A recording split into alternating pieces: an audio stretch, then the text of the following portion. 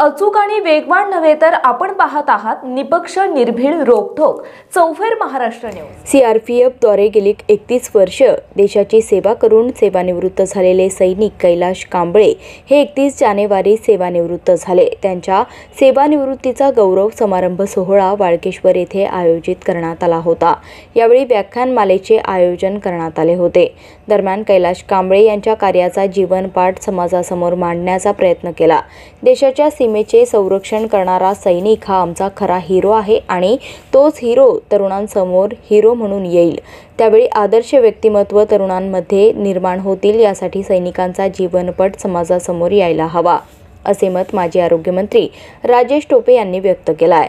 जम्मू काश्मीर, छत्तीसगड या भागामध्ये देशाच्या संरक्षणाची जबाबदारी कैलाश कांबळे यांनी निभावली। प्रतिकूल परिस्थितीवर मात करत प्रामाणिकपणे सेवा बजावत असताना निर्व्यसनी व शुद्ध शाकाहारी राहिले, हे त्यांचे एक वेगळेपण आहे। आयुष्यात जीवनात आलेल्या कठीण प्रसंगावर मात करत स्वतःला सावरून त्यांनी प्रचंड धैर्याने आणि आत्मविश्वासाने 31 वर्ष भारत मातेची सेवा केली, हे खरंच कौतुकास्पद आहे।